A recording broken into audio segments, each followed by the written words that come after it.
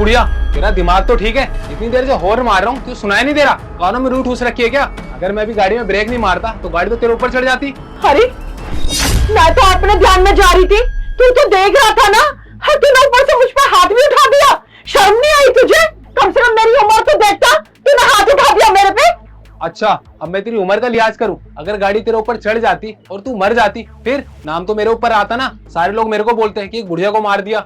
अरे वो तो शुक्र मना कि मैं अच्छे घर से हूँ, अगर कोई और होता ना तो गाड़ी से कुचल देता। हाँ, वो तो मुझे दिख रहा है कि तू कितने अच्छे खानदान से है। अरे तू अच्छे खानदान से होता ना तो मुझसे पूछता कि आंटी क्या प्रॉब्लम है, तुम ऐसे क्यों चली जा रही थी, क्यों गाड़ी के नीचे आ रही थी। लेकिन नहीं, तुमने तो ये नहीं सोचा ना, और ऊपर से मेरे पर हाथ उठा दिया। मेरी तबीयत खराब थी, मेरा ध्यान भी नहीं था, मैं ऐसे चले जा रही थी। कम से कम तुझे तो छोटे बड़े का लिहाज देखना चाहिए ना, करना चाहिए था कि नहीं? अरे ओ, मेरे संस्कार के बारे में ना कुछ मत बोलियो, वरना अभी तो एक थप्पड़ मारा, अभी एक और थप्पड़ मारूंगा। अच्छे खासे काम के लिए जा रहा था, पता नहीं कहां से आ गई बुढ़िया। चल हट यहाँ से, अब चल।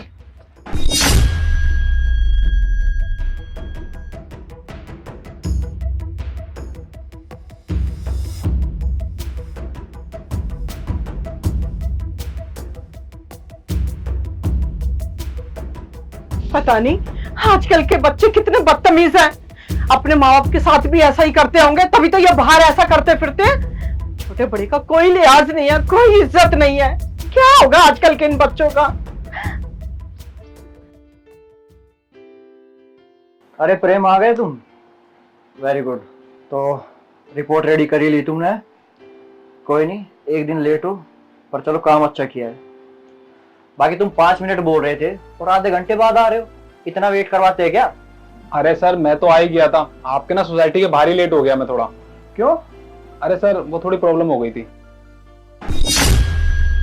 अरे तुम यहाँ?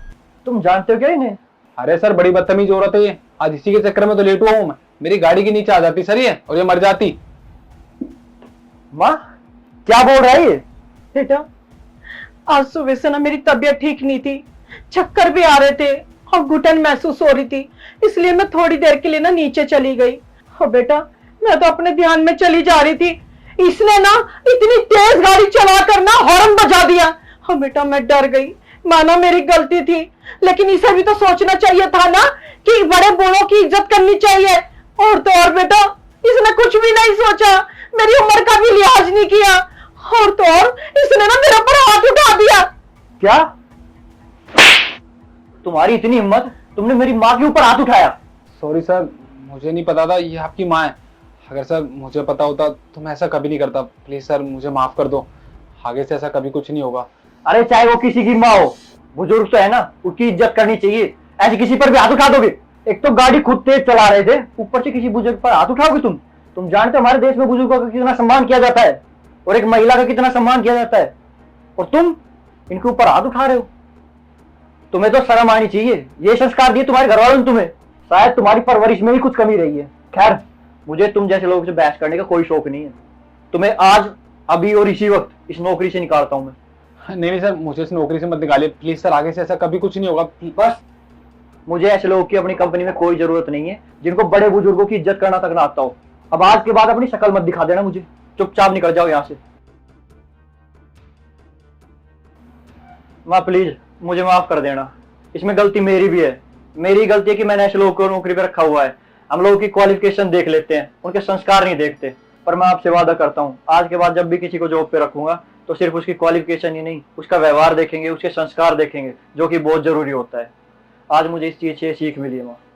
आज के जमाने में ना क्वालिफिकेशन के साथ साथ उसका व्यवहार, उसके संस्कार देखने बहुत जरूरी हो गए।